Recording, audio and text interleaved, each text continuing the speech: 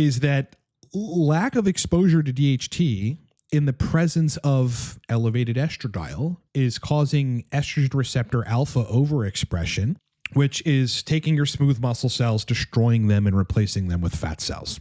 I mean, that's like the bottom line. Post-finasteride syndrome is a little bit of a confusing and a tad perplexing of a syndrome. And I think the predominant confusion lies in how exactly does androgen deprivation, specifically DHT deprivation, in the presence of elevated endogenous estradiol contribute to these problems. The one major takeaway that I want folks to leave with, and the thing that I found over the years, is that aside from the neurological stuff, because there are actually functional MRI studies which show changes in brain regions associated with sexual function and otherwise in the presence of PFS. So PFS people have changes in their brain detected by MRIs. These are abnormalities. Aside from that, though, a good degree of the problem lies in the penis. And I'm going to make an argument for why this is the case, and specifically talk about estradiol, how the body chooses which estrogen receptors to activate in response to estradiol, whether ERA, which seems to be a receptor you don't want to be consistently activating, and then ERB, which seems to have positive effects on penile tissue, including optimization of blood vessels and endothelial repair. So I'm going to break down some papers to elucidate a theory on why this is happening. This will open up the discussion for treatment. Like there are guys treating it with estradiol right now, but I don't suggest you do that without adequate levels of androgens. So the use of exogenous androgens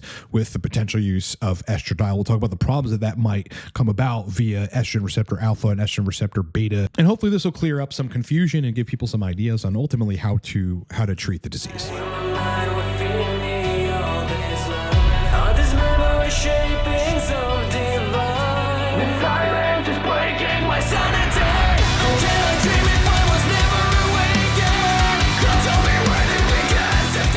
Before we start the video, look, Cortex Labs is a TRT guidance, sexual dysfunction resolution, and performance optimization company for men. We've got a range of different products ranging from Sourceless. This is a compilation of trusted sources for anabolics, ancillaries, and hormone hacking agents. Basically anything you can think of. You need to circumvent your clinic at DHT itself or testable esters, just go buy Sourceless. I built a stack called Torque. It's a nootropic stack. It's like Adderall without the side effects. You can find that in the description of this video. Lastly, I'm a coach on TRT protocol restructuring, as well as sexual dysfunction. You hire me for a one-off call or ongoing packages in under a minute at livecortex.com.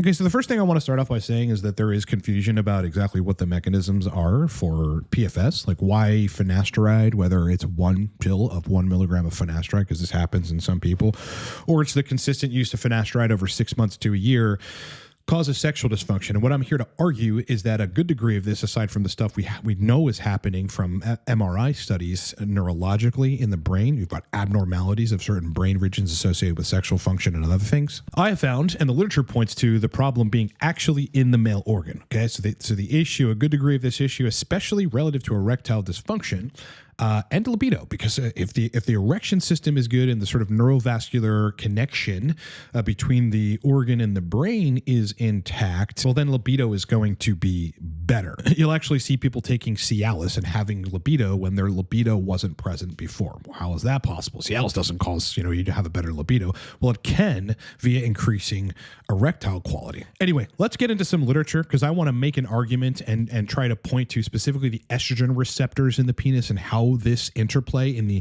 absence of adequate androgens. Okay, we'll get to studies proving why androgens are fucking necessary if you're going to have elevated estradiol in the ultimate pathogenesis of post-finasteride syndrome. Now, this is a paper that is titled "The Role of Estrogen in Induction of Penile Dysmorphogenesis," a review. Now, dysmorphogenesis simply refers to structural abnormalities in organs. This is the kind of stuff that typically happens neonatally, or when you are a newborn or a very young human. And I'm going to read the abstract, but then we're going to break down some of the individual points. So this is time to put your thinking cap on and really listen. They go, in this review, we report permanent dysmorphogenesis of the penis and loss of fertility in adult rats treated neonatally with estrogen. Okay, so when they were younger, basically newborn, and they were treated with estrogen, they've got loss of fertility and deformalities of the penis. This makes sense. Specifically, we report replacement of smooth muscle cells, so these are critical for erections, by the way, and cavernous spaces by fat cells in the corpus cavernosum of the penis, but not in the adjoining corpus spongiosum. Cavernosum is really the primary area of the male organ that fills with blood. It is necessary for erections, so it being filled with fat cells and your smooth muscle cells being demolished, diminished, replaced by fat cells will obviously cause erectile dysfunction. Induction of these novel region-specific phenotypes is dose-dependent, requires a critical window of exposure, and is associated with decreased testosterone. Okay, so this is a critical point, which we'll explain, and upregulation of estrogen receptor alpha, another critical point, which we're going to explain. Now, you could prevent this. You could prevent estrogen, okay, from inducing abnormalities in the penis, as well as deposition of fat cells and replacement of your smooth muscle cells, by administering an estrogen receptor antagonist. Okay, they go additionally, the prevention of estrogen-inducible penile abnormalities by an estrogen receptor antagonist implies that a functional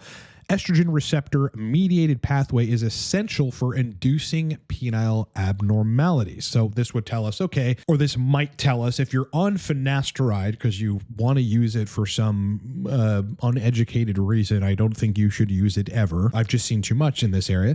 If you had an estrogen receptor antagonist that you were taking simultaneously, perhaps the use of Masteron or some other estrogen receptor antagonist, then you could attenuate some of these negative structural changes that will happen in the penis, which will lead to erectile dysfunction, and maybe you can maintain erectile function on finasteride. That is just a theory. That is not tested. It's something for people to think about. Now, let's talk about androgens. They go, likewise, the ability of testosterone or dihydrotestosterone, and I would argue much more based on the association rate of dihydrotestosterone at the receptor. It stays bound and activating genetic expression and androgen responsive gene elements a lot longer than testosterone. So testosterone or DHT, to negate these abnormalities or prevent the damage of these abnormalities, suggests a role for the androgen receptor, an androgen receptor mediated pathway. They go on to say, taken together, these observations led us to hypothesize that neonatal or newborn estrogen exposure via an ER-mediated pathway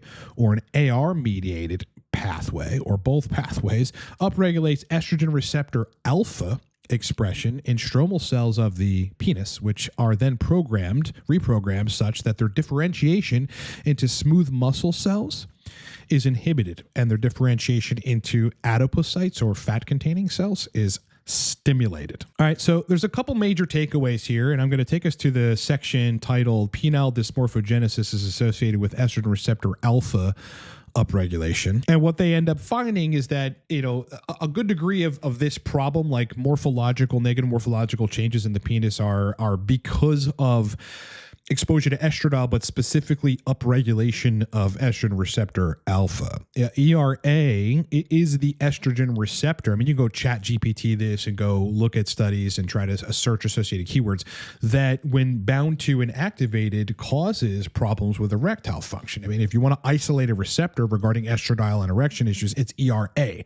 ERA tends to mess with the veno-occlusive function, so you can't keep blood trapped in the male organ. And again, estrogen receptor alpha, we don't know in adulthood, but it's plausible that you could have this smooth muscle destruction and the replacement of these smooth muscles in the penis with adipocytes. They actually go on to say that ERA, or estrogen receptor alpha's presence, is essential in estrogen-inducing penile problems. Now, let's just step back for a second and relate this to PFS. Then we'll go on further and talk about androgens' role in this and how androgens can prevent this from happening.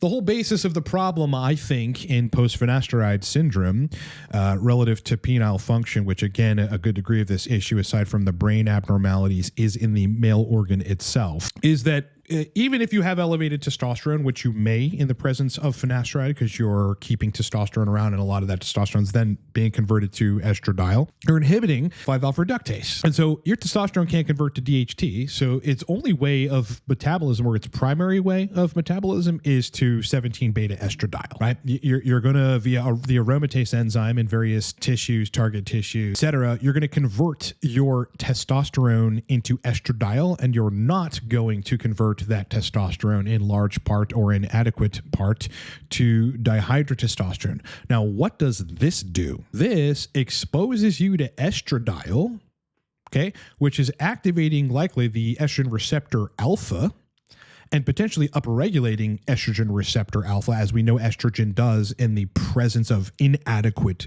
androgens. And then you have no androgenic buffer to prevent the destruction of the smooth muscle in the penis and the deposition of adipocytes. The androgens work, specifically DHT, as a protective mechanism for the male organ from things like estrogen receptor alpha overexpression or binding to estrogen receptor alpha. So in the case of finasteride, this is a recipe for ultra disaster, which I see in coaching for fucking 10 years now. People see on the web, it's all over the place, where you've got inhibition of DHT, so you have increase in estradiol, and you don't have enough androgens to prevent the damage that estradiol plays specifically via estrogen receptor alpha on the male organ. Okay, you don't want that. Now, let's talk about how testosterone and androgens specifically, have a protective role in this case, and that this is actually what goes wrong in people with PFS. You know, the long and short of it is they don't have enough DHT to protect this mechanism of estrogen mediating estrogen receptor alpha and causing abnormalities in the penis. All right, here we go. Estrogen receptor antagonist, okay, so something that blocks the estrogen receptor, or androgen co-administration with estrogen mitigates estrogen-induced penile dysmorphogenesis. What they found is that in conclusion, the prevention of estrogen-inducible penile abnormalities by ICI treatment, this is an estrogen receptor antagonist, ICI refers to the one that they used in this study, implies that a functional estrogen receptor is essential for inducing penile abnormalities. Likewise, the ability of dihydrotestosterone or testosterone, because in this case you're not blocking its conversion to DHT, so it's converting to DHT, to negate these abnormalities, although at a lower level than with the estrogen receptor antagonist, suggests a role for androgen receptor mediated pathway, probably by negating estrogen-induced lower androgen action at the level of penile stromal cells. So that's one proposed mechanism that they think androgens in this case,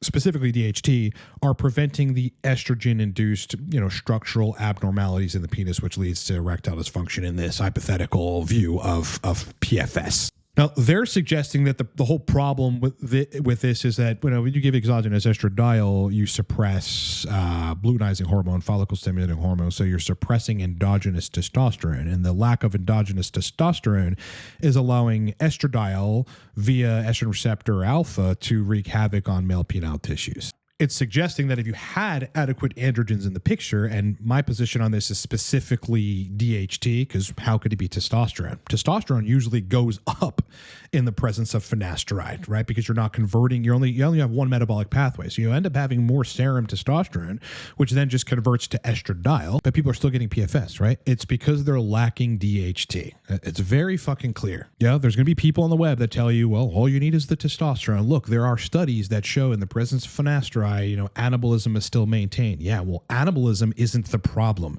Androgenicity is the problem. Androgenic action of testosterone, which is mediated and facilitated very strongly and disproportionately by dihydrotestosterone. Okay, if you have testosterone and no DHT, or little DHT, but excess estradiol, guess what? You're still going to be anabolic because testosterone has its effect in skeletal tissues, muscle tissues, relative to anabolism. But guess what you're not going to have? Androgenicity. You're going to get the androgenic effects of testosterone, which are majorly driven by DHT. Okay, so what can we take away from this study? So, and these are definitive takeaways that I want people that have PFS to put their thinking caps on and actually think about, because unless you hire a coach to help you, which, I don't even suggest you hire me because I cost a lot of money and it takes a lot of time, and I'm with you for an additional 6 months on top of what you pay for because I know it might take that long in some cases, and I don't want to leave you in a place where you're not better. If you're going to approach this yourself, which a lot of people should do, and it's the only practical thing to do, you need to understand understand the mechanisms of this problem. And what it looks like from all this literature and a bunch of extrapolation, admittedly, is that lack of exposure to DHT in the presence of elevated estradiol is causing estrogen receptor alpha overexpression, which is taking your smooth muscle cells, destroying them, and replacing them with fat cells.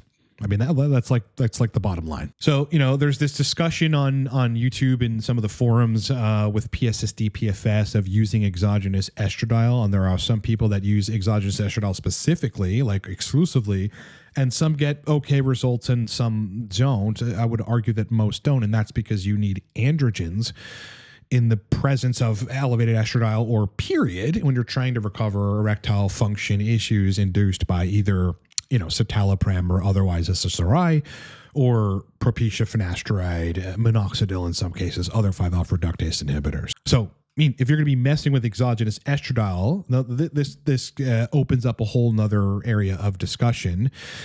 Estrogen receptor beta. Okay, we didn't even talk about beta. We talked about alpha as being the primary problem in this case.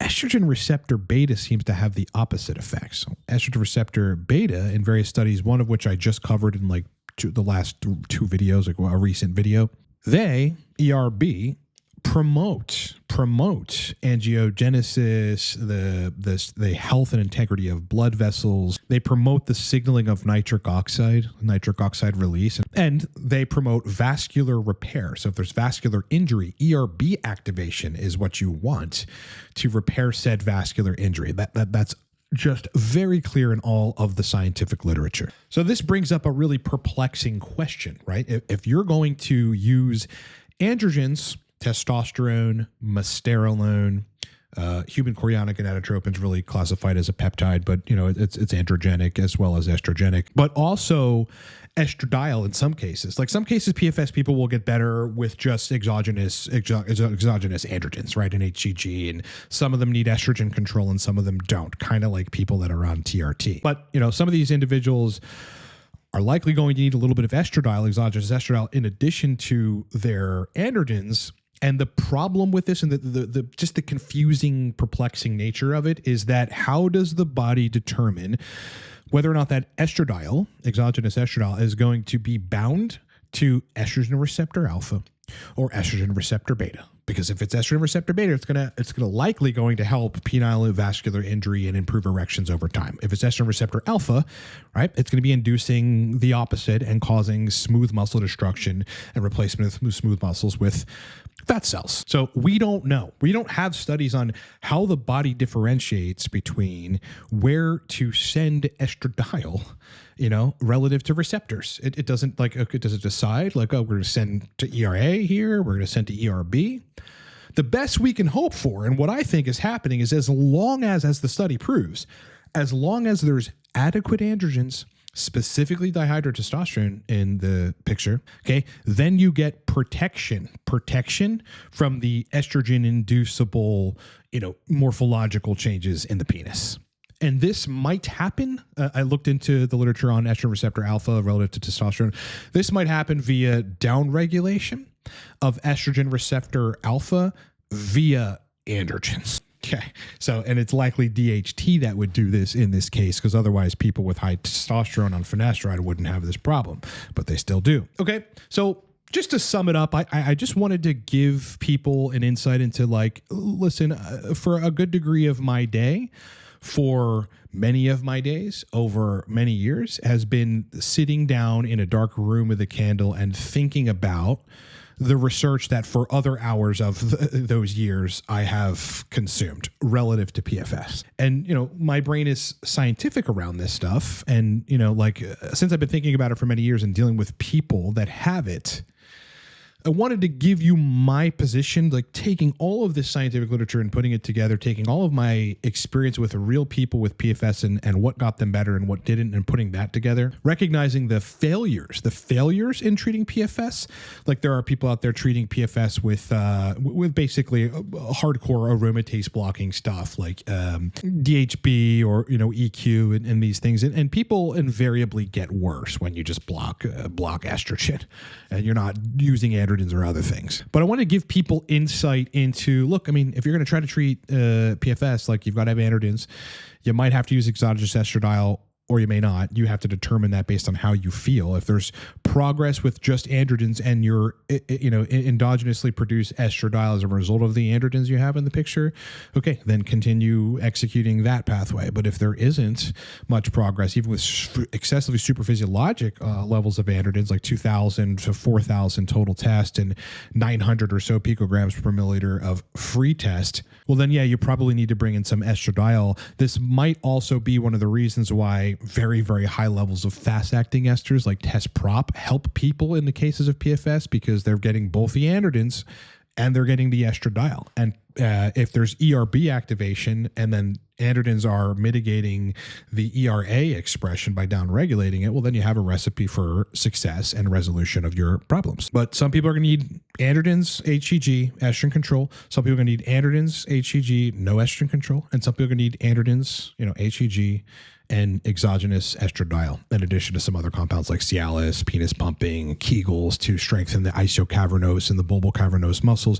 You also need your pelvic floor muscles to be strong. Lack of androgens deteriorates those muscles as well. Anyway, I hope this makes sense. Thanks for listening to me yap about this. It's something that's obviously really, really important to me, because I'm the guy that gets hit up with these situations all the time. And my job is to get people better and to dive into the literature and connect things and figure out answers to, this dilemma that, frankly, physicians, MDs, scientists, etc., are not fucking doing. These guys aren't posting videos like this. These guys aren't even thinking about this. I'm unsure why the fuck no one's making a goddamn connection between this fucking estrogen receptor literature and PFS. I just, it's almost like they don't want to fucking focus on it.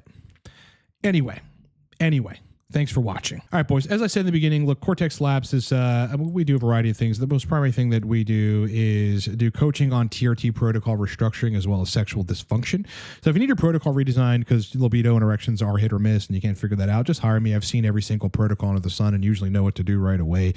I'll create your protocol for you or redesign it. If you need ongoing help for sexual dysfunction, specifically erection and libido issues that are ongoing and you have the budget, hire me for a 3-month, a 6-month, or a 1-year package. Sexual dysfunction in general, erection issues, libido issues, that's my forte. The sexual system is not that complicated. You just have to know what to do. You can hire me for one-on-one packages or the TRT protocol redesign in under a minute at livecortex.com. Source list for people that want to take these situations into their own hands, because a lot of people might want to do that and it might be warranted for you to do that. Just get source list, because you're going to need the agents that you need to be using in order to fix these problems. And unfortunately, in the United States of America, there's a lot of this stuff that you're not going to be able to get prescribed. You just can't get prescribed dihydrotestosterone. You're not going to be able to get fucking prescribed estradiol enanthate if in these cases where you need estradiol on top of androgens to get better from sexual symptoms. But also regular folks. So test of all esters, every other anabolic, by the way, HCG for substantially cheaper than you'd get at your clinic. I mean, sometimes you just have to circumvent your clinic. Like your clinic isn't going to be able to provide you exactly what you need. And I collected the most vetted set of sources with high quality anabolics, ancillaries, and hormone hacking agents. You can get it under a minute at livecortex.com or down below. All right, boys, it has been an absolute pleasure hanging out with you. I hope you enjoyed the video. Please like the video if it made any difference in your life, or if you were entertained in any capacity, or if you enjoyed anything that we talked about. Sub to the channel if you're new. If you're watching and you're not subbed, sub to the channel. I'd love to have you, and there's a lot more breakdowns like this around these topics routinely. Live stream this Saturday, 9 a.m. Eastern time. Be there, and I'll see you guys there. Make sure you have notifications on so that you can get notified of when we go live. Enjoy the rest of your day. Kick ass, rock on, and I'll talk to you boys on the next one.